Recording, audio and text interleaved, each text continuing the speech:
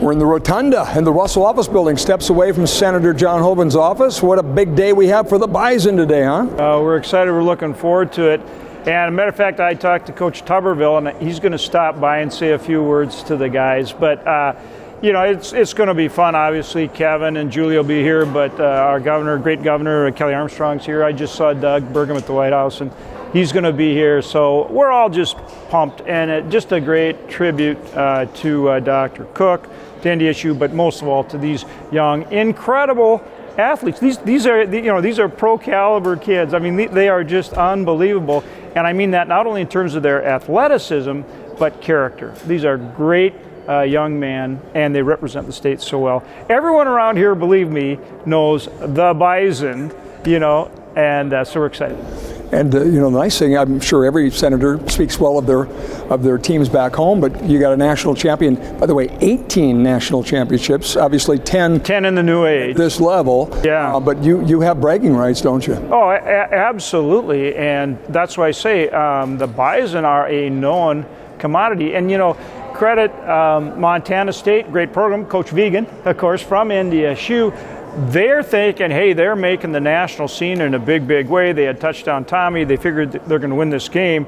And they found out what it means to go up against the Bison. And by the end of the year, we were, playing so well that even though Montana State had one of their best teams ever, undefeated, thought that they were going to win that game, they came in against a team that knows how to win championships. And do you know that the viewership was over 3 million? In the fourth quarter of that game, when it was so exciting, the national viewership on a Monday night, over 3 million people. So you realize, this team really is, everybody knows the Bison. And it's so great. And even the president goes, he says, we're doing this little video. I was up at the Oval Office. You got him to do horns up. Yeah, absolutely. We had a bill signing, a bill I'd passed, and then I said, hey, could we do a little video for the Bison? And he goes, yeah, sure. He says, I'll start out. He says, and then I show him how to do it and all that stuff. That's fun.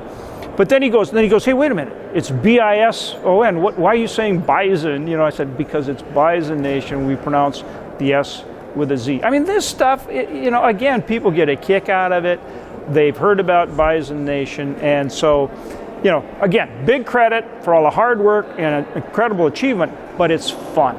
Yeah, it sure is. I know you have the Capitol lunch honoring the team here at the Capitol, right. And then you go over to the White House. What's going to happen? So from 11:30 to 1, we'll have a lunch right here, in the Dirksen building on Capitol Hill. We've got some awards and some recognition. We're going to have just fun and a great lunch for the guys. And then at 1, we'll take them over and we'll do a Capitol tour. And then we'll get some pictures out on the steps and so on and so forth. Like I said, I asked Coach Tuberville to come by and say a few words, and of course we'll just have a great time. And then that'll be about time for them to head up to the White House, because to get them all in and into security, through security and everything, it'll take about that long. And then they've got us slated for from about 5 to about 7 to be at the White House with the president. Now, we had the Dodgers in. The president had the Dodgers in yesterday. He wasn't too fond of your colleagues from California. Yeah, that's a fun story too. So I mean, he loves it, doesn't he? He does. He loves this. He gets such a kick out of and then he'll talk to the guys, and we'll tell them how good they are, and the number of them are going to get drafted. So stay tuned. He follows Bison football. I mean, he loves everything. He loves wrestling. He loves all the sports. But it's genuine. It's genuine. A couple of quick things on the business front here, the day job. Tell me, first of all, on the reconciliation side, I know most of the battle's over at the House now. What are you hearing? So the House, we purposely put a lot of flexibility into the budget reconciliation bill that we passed.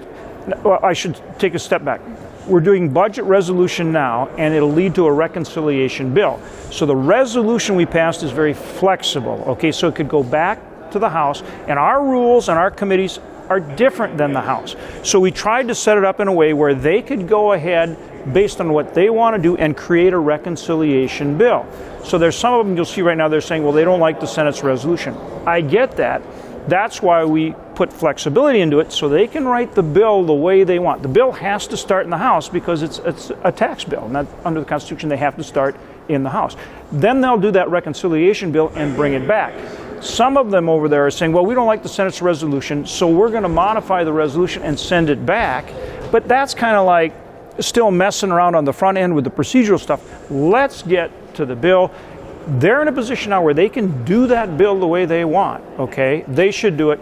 Bring it back to us. We'll work our will on it, and then see if we have something that it needs to go to conference or needs to go back to the House. Are you confident that there's not going to be, one or two sticks in the mud? I mean, they don't have the majority you do, obviously, on the Republican side over there.